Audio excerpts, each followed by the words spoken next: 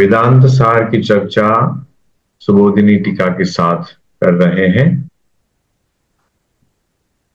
शांति मंत्र का पाठ करेंगे।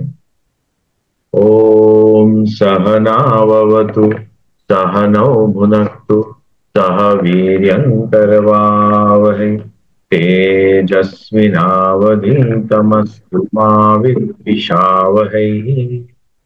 ओम शांति शांति शांति। ओम भद्रं कर्णेभिः शृणुयाम देवाः भद्रं पश्येमाक्षभिर्यजत्राः स्थिरैरङ्गैः स्तुष्ट्वांस्तनूभिः व्यशेम देवहितं यदायुः। स्वस्ति न इन्द्रो वृद्धश्रवाः स्वस्ति नः पूषा विश्ववेदाः स्वस्ति नस्तार्क्ष्यो अरिष्टनेमिः स्वस्ति नो बृहस्पतिर्दधातु। ओम शांति शांति शांति।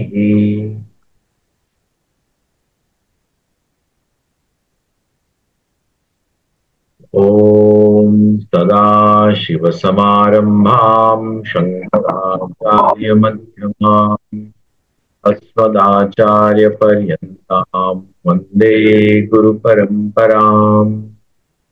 श्रुतिस्मृतिपुराणानाम् आलयं करुणालयं नमामि भगवत्पादं शङ्करं लोकशङ्करम्। शङ्करं शङ्कराचार्यं केशवं बादरायणं सूत्रभाष्यकृतौ वन्दे भगवन्तौ पुनः पुनः। ईश्वरो गुरुरात्मेति मूर्तिभेदविभागिने व्योमवद्व्याप्य देहाय दक्षिणामूर्तये नमः।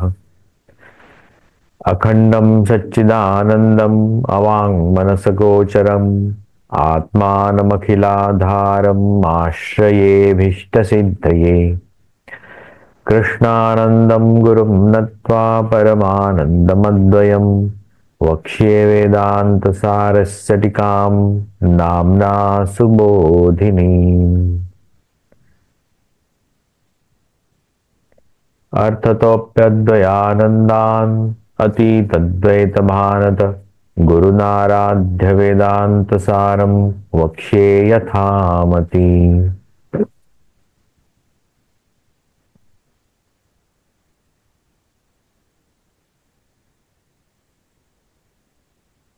कल हमने देखा 7वां श्लोक, उसमें इंडिविजुअल सेल्फ, जीव और ईश्वर के बारे में जाना, उनके गुणों के बारे में जाना,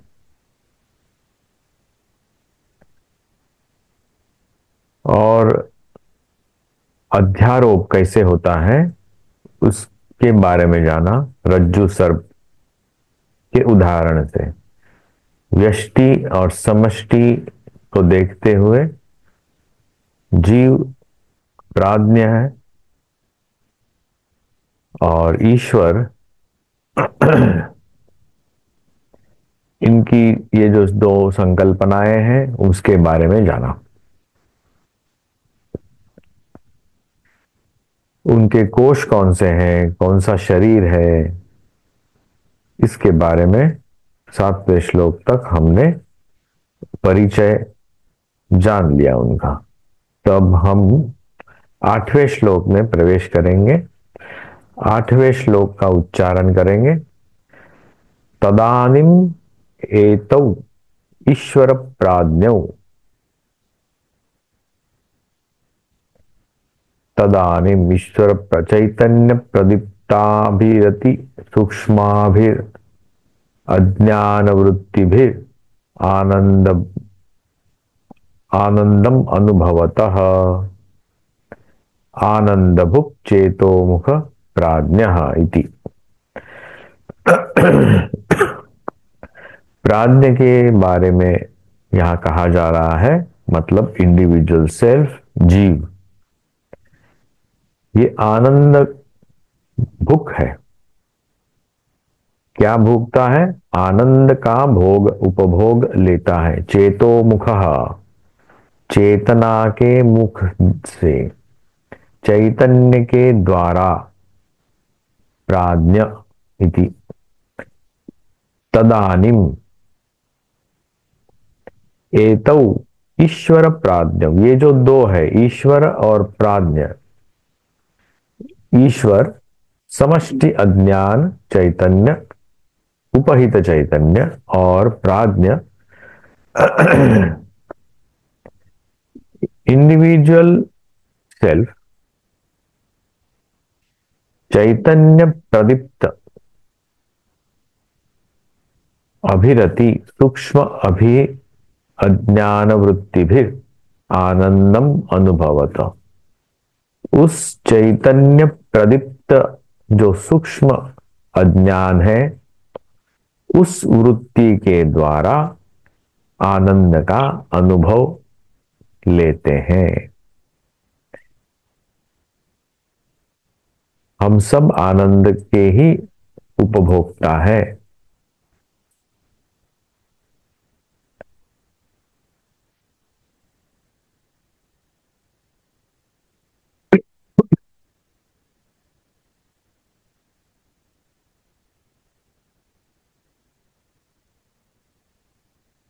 सुखम अहम वाप्सम न किंचित वेदिशम इत्युत्थतस्य परामर्शोपपत्तेश्च।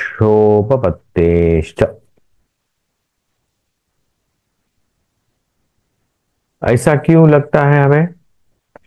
प्राज्ञ क्या है? Individual self. ये सुषुप्ति में जो अनुभव होता है उसके बारे में कहा है। आनंद, आनंद मय कोश है वो, सुषुप्ति उसकी अवस्था है। तो श्रुते है, श्रुति में कहा गया है सुखम अहम स्वाप्सम, मैं सुख के द्वारा, आनंद में सुख का उपभोग करते हुए सोया हुआ था। न किंचित वेदिशम, मुझे कुछ भी पता नहीं है। इति उत्थितस्य, जो नींद से उठा है उसकी ये प्रतिक्रिया है। हम सबकी रोज की यही प्रतिक्रिया होती है कि हम नींद से जब जगते हैं तब यही बोलते हैं कि बहुत अच्छी गहरी नींद हुई, मुझे कुछ पता ही नहीं चला।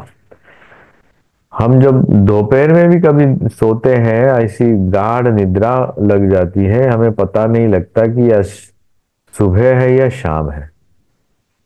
बहुत थकने के बाद दोपहर में जब सोते हैं तब ऐसा ही एक अनुभव होता है। परामर्श उपपत्तेश्च,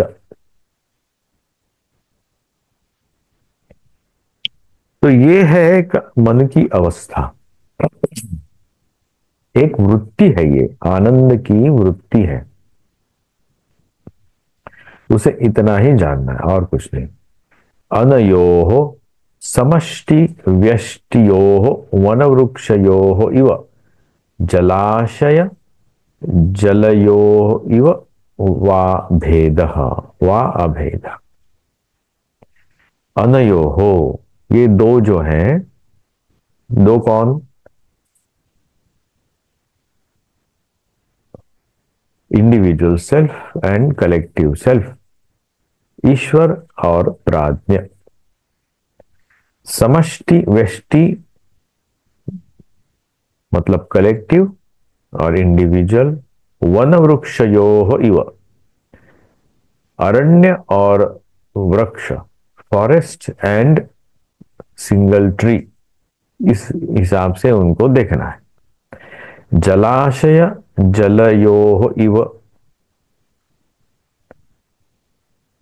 जलाशय और जल, इसमें इस तरह से ही देखना है इन दोनों को।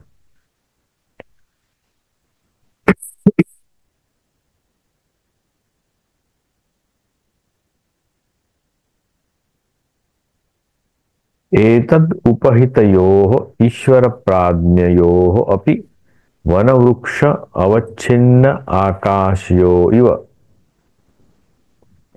यहां अवच्छेदवाद बताया गया है और प्रतिबिंबवाद बताया गया है।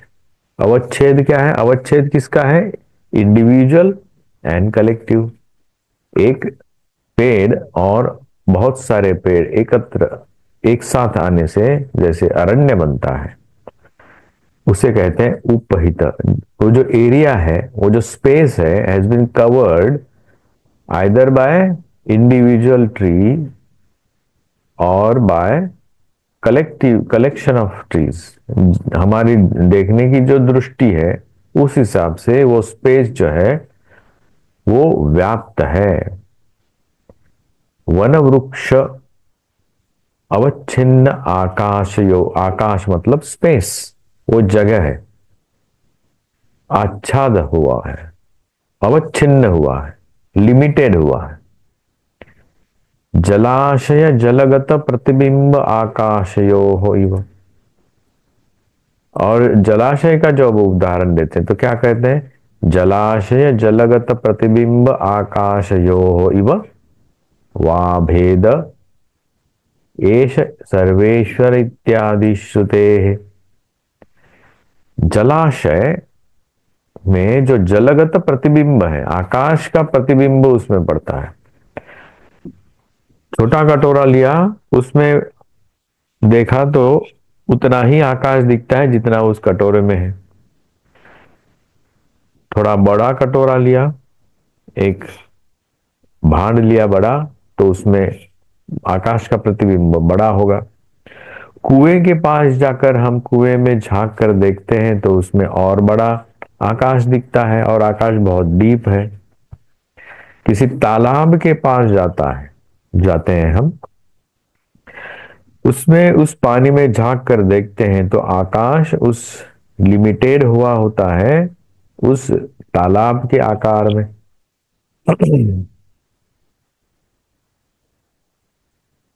तो जैसे उस जलाशय का आकार बढ़ता है या कम होता है, उसमें जो प्रतिबिंबित आकाश है वो भी बढ़ता है और कम होता है।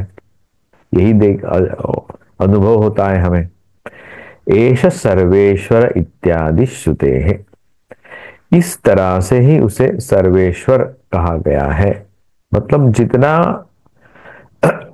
उसका प्रतिबिंब है उसका ही उतना ही वो उसका ईश्वरत्व वहां तक सीमित है।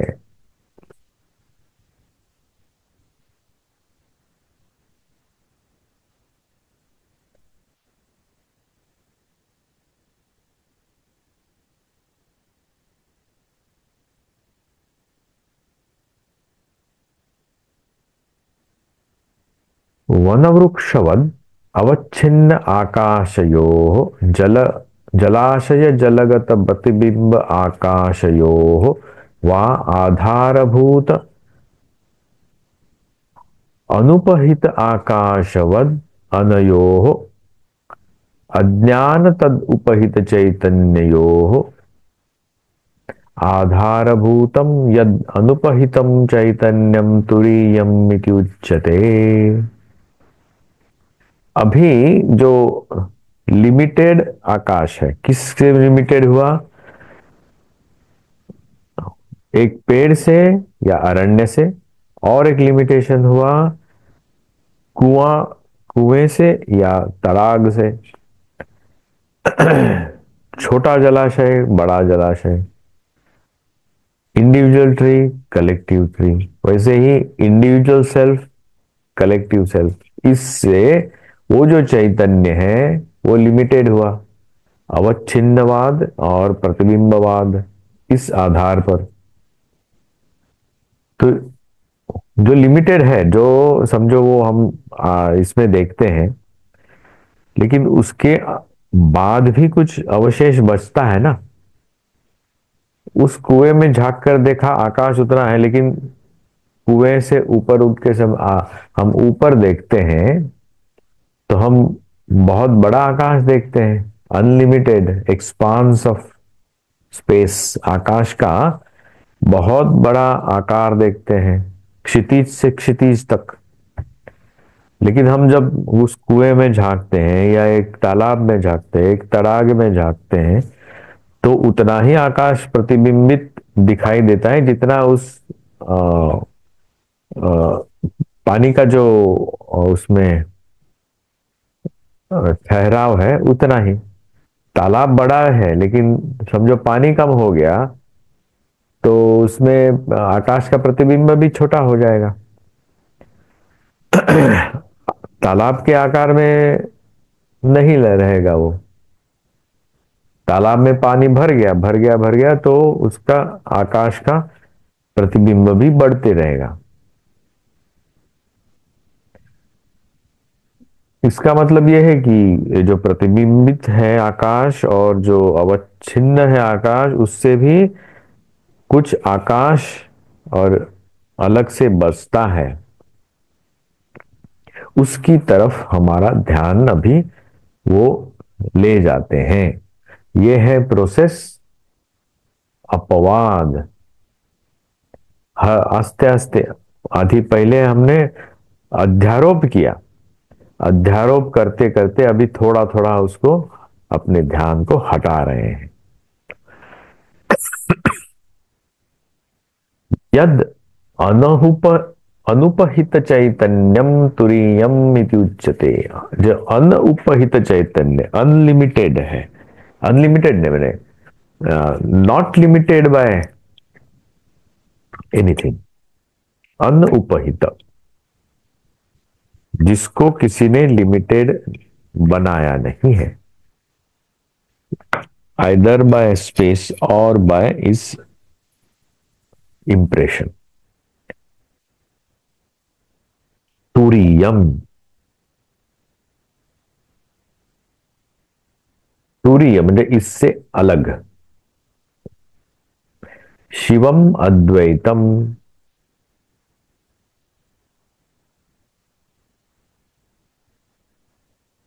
ये हुआ शिवम अद्वैतम।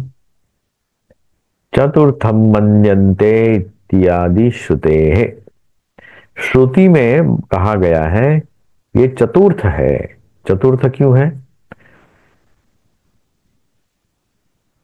ये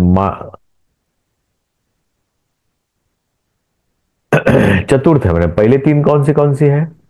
जागृत, स्वप्न, सुषुप्ति, ये तीन, तीन मन की अवस्थाएं। एक जागृत अवस्था, दूसरी है स्वप्नावस्था और तीसरी है सुषुप्ति अवस्था। तीनों को हम जान सकते हैं किसके आधार पर? चैतन्य के आधार पर। चैतन्य तीनों में रहता है, लेकिन जो इन तीनों में रहने के बावजूद भी कुछ बचता है उसके कहते हैं चतुर्थम मन्यन्ते शिवम अद्वैतम। वो शिव है और अद्वैत है। शिवम मतलब शुद्ध, उसमें कुछ किसी तरह का ब्लेमिश नहीं है। अद्वैतम दूसरा नहीं है कोई, वो अकेला ही है। चतुर्थम मन्यन्ते, ये हुआ उसका चतुर्थ की वाक्या। तुरीय अवस्था, ये अवस्था है, ये किसकी? मन की। इदमेव तुरीयम शुद्ध चैतन्यम अज्ञानादि तद उपहित चैतन्याभ्याम तप्ताय पिंडवत विविक्तम सन महावाक्यस्य वाच्यम विविक्तम सल्लक्षमिति उच्यते। इदम एव तुरीयम, यही जो चतुर्थ जो है, तुरीय जो है, वो शुद्ध चैतन्यम, शुद्ध चैतन्य है। क्योंकि शुद्ध क्यों है? क्योंकि उसका किसी लिमिटेशन नहीं है, किसी का आधार नहीं है, किसी में वो प्रतिबिंबित भी नहीं हो रहा है। अज्ञानादि तद उपहित चैतन्याभ्याम, अज्ञान से उपहित मतलब लिमिटेड जो चैतन्य है उससे ये अलग है। तप्ताय पिंडवत विविक्तम, विविक्तम मतलब अलग, विविक्तम सन। तप्ताय पिंडवत, पिंड क्या है? लोहे का गोला। वो आग के संपर्क में आया और तप्त हुआ। तप्त क्यों हुआ? क्योंकि अग्नि की दाहकता उसने अपने आप में समेट ली, लेकिन अग्नि को अलग किया, कुछ समय उसको ठंडा होने दिया तो अग्नि चली जाएगी ना। तो उसका वो मूल स्वभाव नहीं है, मूल स्वभाव ठंडा ही है। और उसमें जो दाहकता आई थी अग्नि की, ओनली बिकॉज ऑफ प्रॉक्सिमिटी। अग्नि में डाल दिया एक लोहे को तो लोहा तप्त हुआ, लाल हुआ, उसको हाथ लगाने से हाथ जल सकता है। जैसे अग्नि में हाथ डालने से जलता है, वैसे ही उस तप्त लोहे के टुकड़े को हाथ लगाने से जलेगा, क्योंकि उसने अग्नि को अपने अंदर समा लिया है। पिंडवत विविक्तम, लेकिन उसको अलग भी कर सकते हैं, हम समझ सकते हैं कि वो दाहकता जो है वो अग्नि की है, उस लोहे की नहीं है। महावाक्यस्य वाच्यम विविक्तम संलक्ष्य, अभी हम हमारा ध्यान फिर से उस महावाक्य के पास हमारे जो ऋषि हैं ले जाते हैं। संलक्ष्यमिति उच्यते च उच्यते, महावाक्य का जो वाच्य है, वाच्य मतलब जो बताना है वहां वाक्य को, उसकी तरफ हमारा ध्यान आकर्षित करते हैं। पहले हमने देखा कि एक वाक्य समझने के लिए कुछ प्रमाणों की आवश्यकता होती है। वाक्य को समझने के लिए उसको कहते हैं लक्षणा। हमने भाग लक्षणा देखी, भाग त्याग लक्षणा देखी, उसका वाच्यार्थ देखा, लक्षार्थ देखा, भावार्थ देखा। तो उस इन चीजों से उस वाक्य को समझना जरूरी है, क्योंकि हमारा ये जो महावाक्य है उसको समझना है। क्यों समझना है? क्योंकि हमारा जो प्रोसेस है वो शास्त्रों के आधार पर ही है, और कुछ उसको जो प्रमाण है वो हम शास्त्र प्रमाण को ही आगे ले जा रहे हैं, इसीलिए उस वाक्य को समझना जरूरी है। और व्याकरण के साथ हमने जाना उसको, और कुछ तार्किक जो कुछ मापदंड है, तर्क के मापदंड से उस वाक्य को जाना। कौन से वाक्य को? एक उदाहरण के लिए जो वाक्य लिया था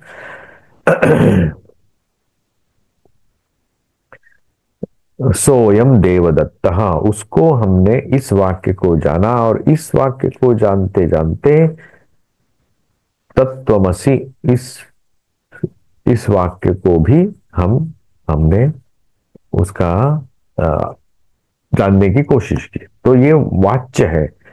महावाक्य को, ये जो चार महावाक्य हैं उनको जानने के लिए उनको वाच्यम मतलब उस वाच्यार्थ क्या है वो जानना जरूरी है।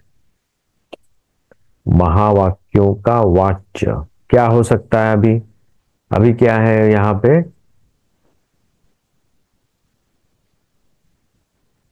ये तप्ताय पिंडवत, ये उदाहरण ध्यान में रखो।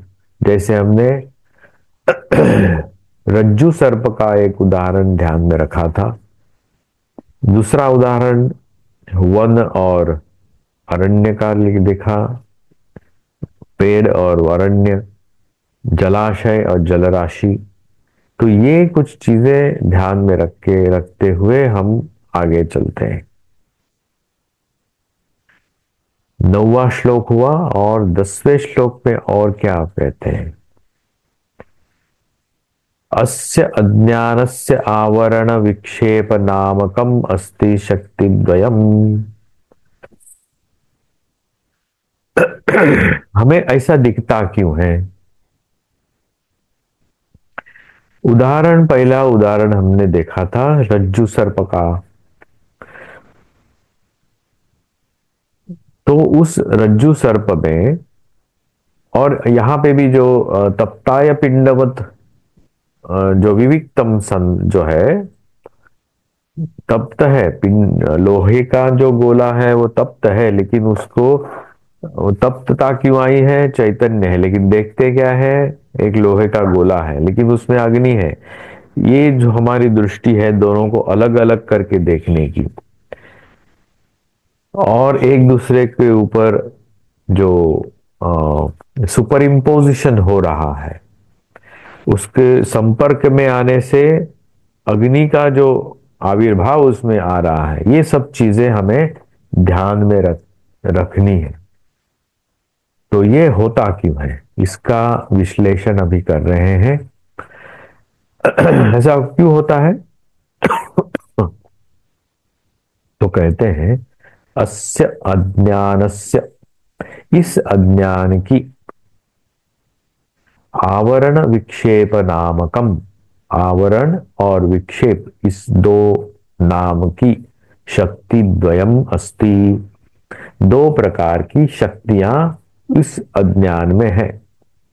अज्ञान में कैसे शक्ति आएगी? अज्ञान तो अज्ञान है, लेकिन ये जो अज्ञान है पूर्णतः अज्ञान नहीं, पूरा अंधेरा नहीं है, अंधूक प्रकाश है। अंधूक प्रकाश मतलब प्रकाश की मात्रा कम है, अंधेरे की मात्रा ज्यादा है।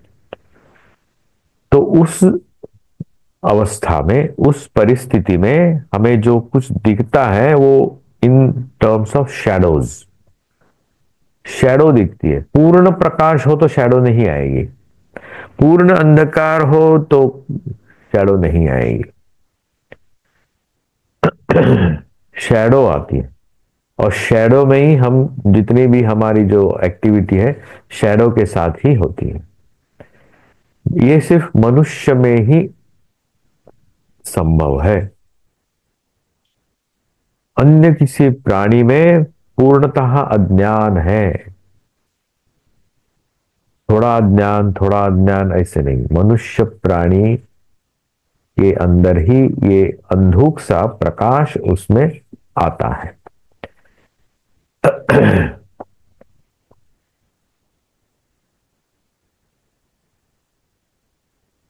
आवरण शक्ति स्तावद अल्पो अपि, ये जो आवरण शक्ति अल्प होने के बाद भी, अल्प कहां है? मेघो अनेक योजन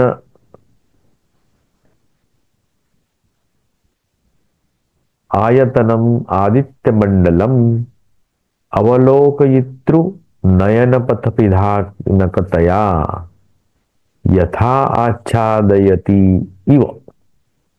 देखो, इव लिखा है जैसे, एज इफ आच्छादयति, as if it is engulfing, as if it has come in between. आच्छादक है वो, एनवलपिंग। किसको? आदित्य मंडलम, आदित्य मंडल को आच्छादित करता है, एनवलप करता है। वो आदित्य मंडल कैसा है? अनेक योजन आयतनम, बहुत अनेक योजना मतलब बहुत, कई थाउजेंड्स ऑफ किलोमीटर्स ये आदित्य मंडल है।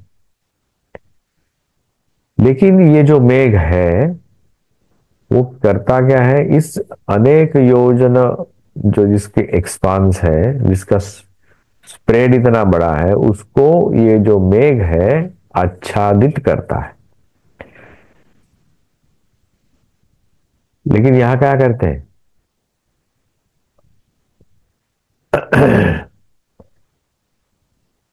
नयन पिधायकतया, नयन पिधायक है, हमारी दृष्टि को अवरोध करता है, दृष्टि को रोकता है, ऑब्स्ट्रक्शन इन अवर विजन।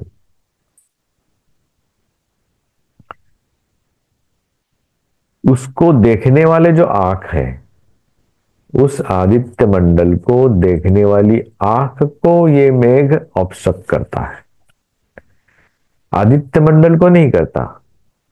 एक्चुअली वो जो मेघ है वो दिखता है हम, क्योंकि उसके पीछे आदित्य मंडल है, आदित्य है, इसलिए हमारा हमें अनुभव होता है कि वो वहां मेघ है, नहीं तो मेघ का अनुभव ही नहीं होता।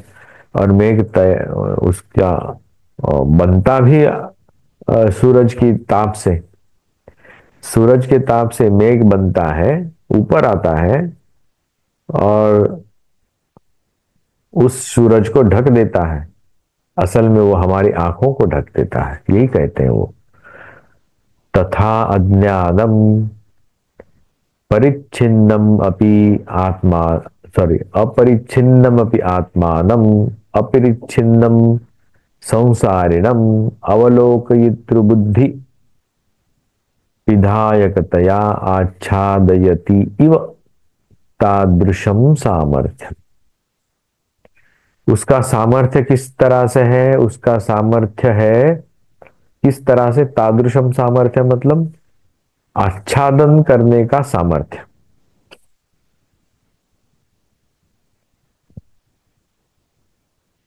परिच्छिन्नम अपि आत्मा, अपरिच्छिन्नम अपि आत्मानम, आत्मा क्या है, अपरिच्छिन्न है, उसको किसी प्रकार का लिमिटेशन उसमें नहीं है।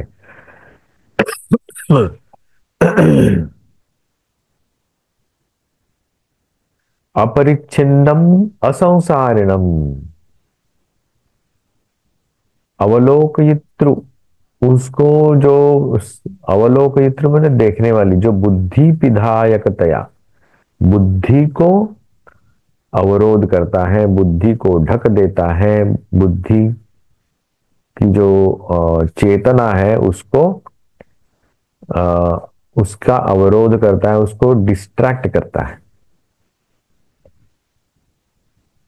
आच्छादयति इव तादृशम सामर्थ्यम, उसको ढकने से हमें लगता है कि मैं छोटा हूं, मैं संसारी हूं, मेरी ये मेरा ये शरीर है वो लिमिटेड है, वो बीमार है या शक्तिमान है, आज अच्छा है बुरा है, ये सब चीजें लिमिटेड बुद्धि के बाद ही आती हैं। बुद्धि लिमिटेड क्यों हुई, क्योंकि ये जो अज्ञान से उसको परिच्छिन्न हुआ, इसलिए।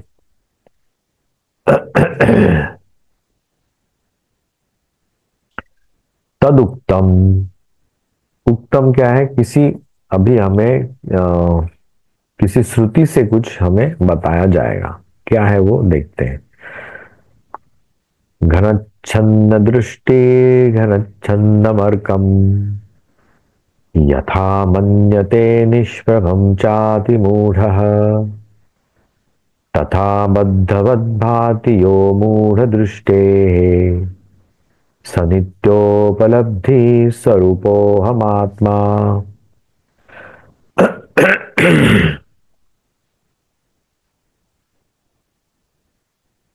वाक्य सुधा, इस ग्रंथ से शायद ये लिया हुआ है, वाक्य सुधा। तीन, तीन क्या है,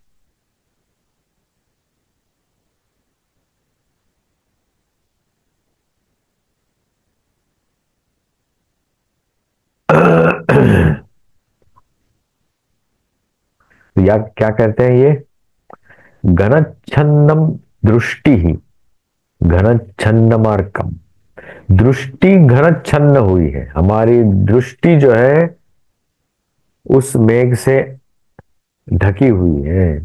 हम देखते क्या है, घनच्छन्नमर्कम, हम देखते हैं कि उस सूरज को उसने ढका दिया है, ढक दिया है। यथा मन्यते निष्प्रभम चाति मूढ़ः। और जो मूढ़ है व्यक्ति वो क्या कहता है, अभी उस सूरज को ढक दिया है, वो निष्प्रभ हो गया है, अंधेरा हो गया है। सूरज निष्प्रभ हो गया, ऐसे अति मूढ़ व्यक्ति बोल सकता है।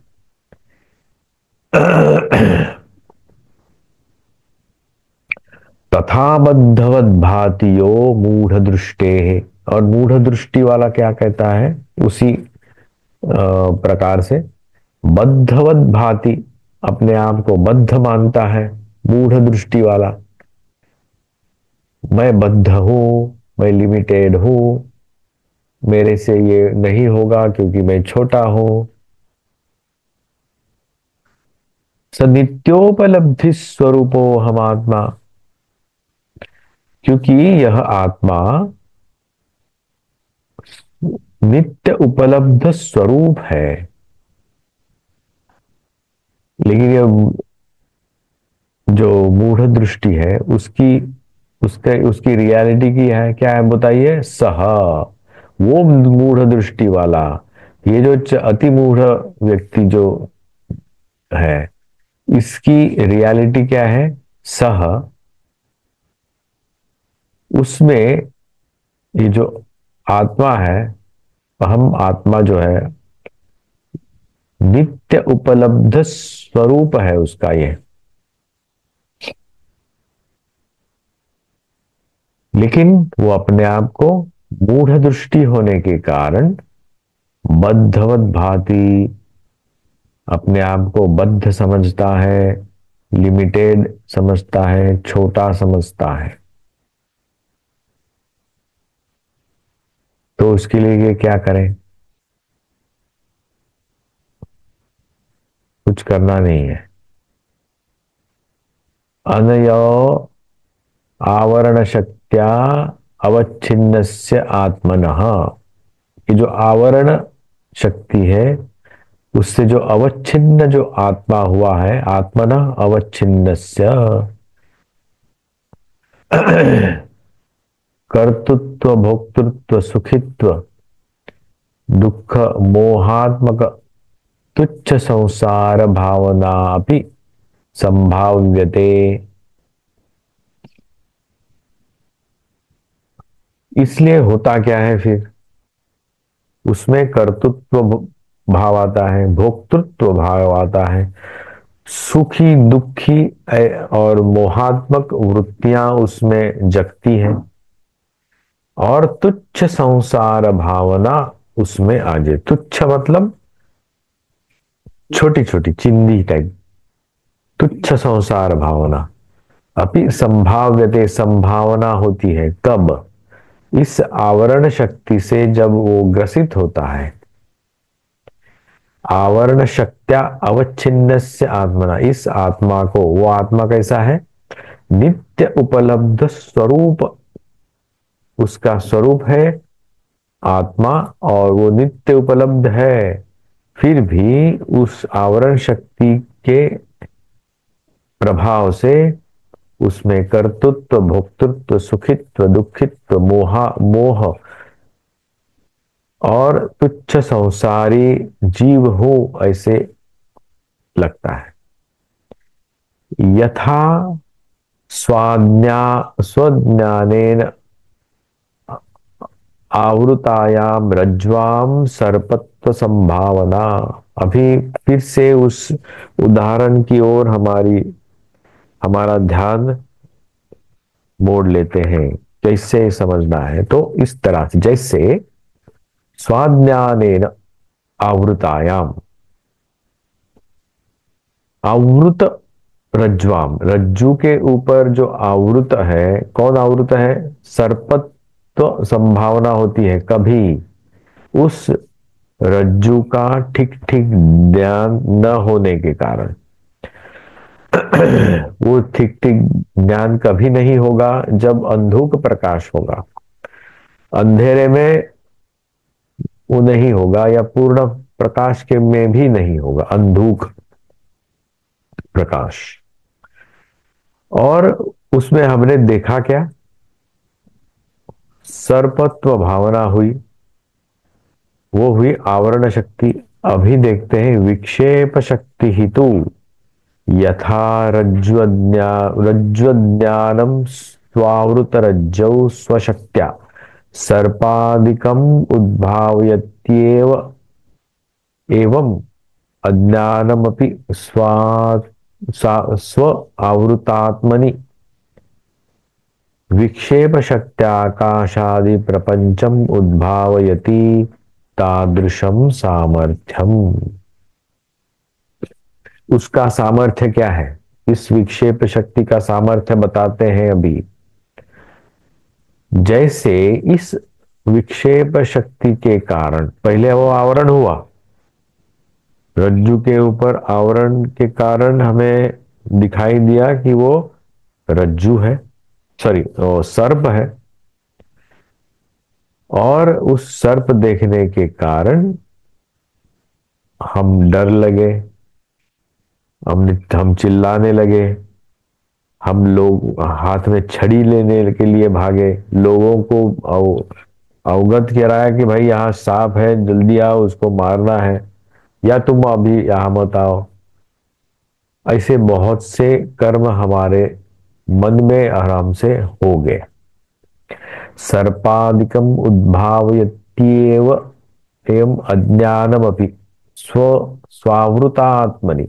वैसे ही स्व आवृत आत्मनि, इस आत्मा में आवृत होते हुए, कैसे आवृत? वो आवरण शक्ति के कारण। उसके बाद में विक्षेप शक्ति क्या है? विक्षेप शक्त्या आकाशादि प्रपंचम उद्भावयति। आकाशादि प्रपंच मतलब पंचभूतों की उत्पत्ति होती है। तादृशम सामर्थ्यम, उस विक्षेप शक्ति के कारण उस जहां हमने रज्जु देखी थी वहां पे एक एक्टिव स्नेक देखा हमने, सर्प देखा।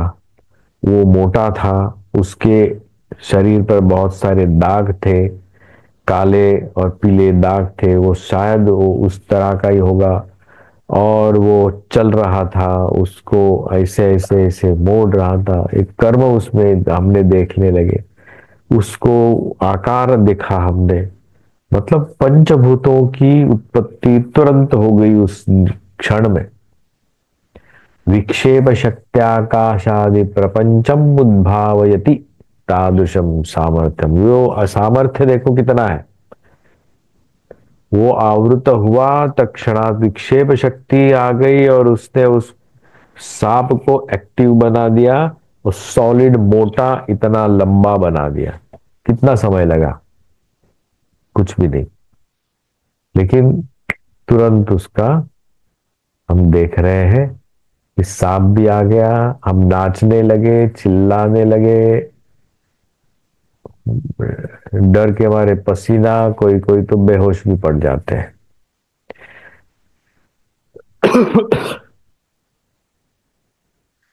तो अभी क्या देख रहे हैं? विक्षेप शक्ति लिंगादि ब्रह्मांडांतम जगत सृजेति। इस विक्षेप शक्ति के कारण लिंगादि ब्रह्मांड, लिंगादि मतलब ब्रह्मांडांतम, ब्रह्मांड मंडे जितना भी बड़ा आप सोचो। इस आजकल बोलते हैं ना कि इतने लाइट ईयर्स वगैरह वगैरह, जितना भी बड़ा सोचो वो तुरंत हो जाता है इसी क्षण में। विक्षेप शक्ति, इस विक्षेप शक्ति लिंगादि मतलब छोटा सा एक सिंबॉलिक एनीथिंग, ए स्मॉल जीव हो या अमीबा, अमीबा से लेकर के बड़ा से बड़ा जो ब्रह्मांड है, जगत सृजेति इति, जगत सृजेत, जगत का सृजन होता है, सर्जन होता है, क्रिएशन नहीं। वेदांत क्रिएशन नहीं मानता, वेद क्रिएशन नहीं मानते। क्रिएशन मतलब ये उसको लगाओ और बनाओ, एक नया चीज बनाओ, ऐसा नहीं। स्फुरण होता है, इसलिए बने कि ब्रह्मा जी से ये जगत स्फुरण हुआ, उसने उसको उससे प्रकट हुआ, बनाया नहीं, प्रकट हुआ। और बाद में क्या होता है, उसमें अंदर जाता है, in evolution, involution, maintenance. Brahma Vishnu Mahesh, Brahma evolution, Vishnu maintenance, Shiva involution, अंदर जाएगा, लय होगा। ये है हमारी संस्कृति। और ये संस्कृति नहीं बोल सकते, that is how it is. तो उसका कारण बता रहे हैं, ऐसे होता क्यों है। आवरण शक्ति विक्षेप शक्ति के कारण ही ब्रह्मांडांतम जगत सृजेति। कौन जगत सृजन करता है, अज्ञान। इसलिए बोलते हैं कि ईश्वर ने ये सृष्टि बनाई। और तो आज अब हम देखते हैं कि ईश्वर मतलब समष्टि अज्ञान। इस अज्ञान के कारण ही इस सृष्टि का उद्भव हुआ, प्रकट हुआ। तो आज 10वें अध्याय तक ही हम रुकते हैं, समय हो गया है। तो आज हमने 8, 9 और 10 ये 3 अध्याय देखे।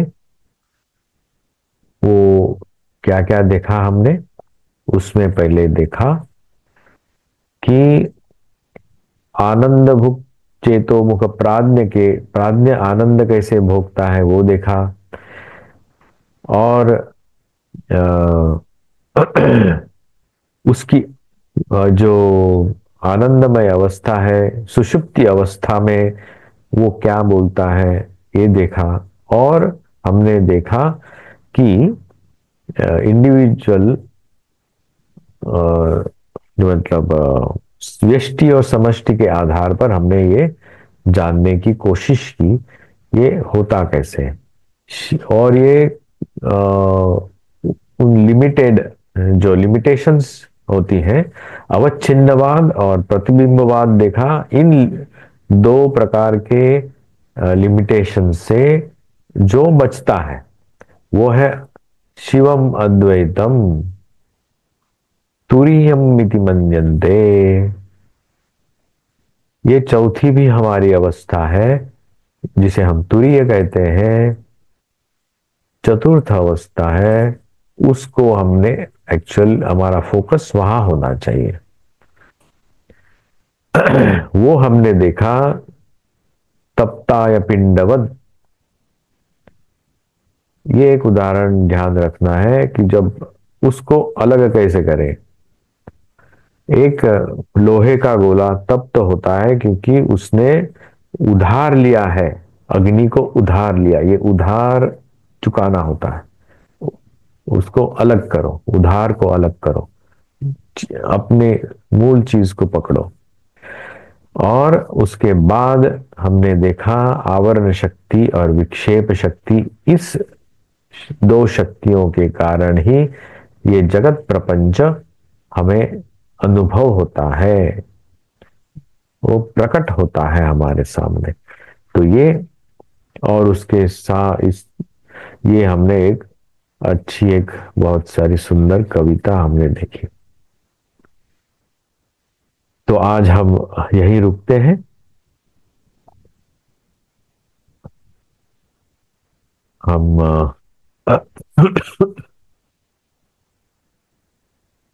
शांति मंत्र का पाठ करते हैं और आज का ये स्वाध्याय यहाँ रुकाते हैं।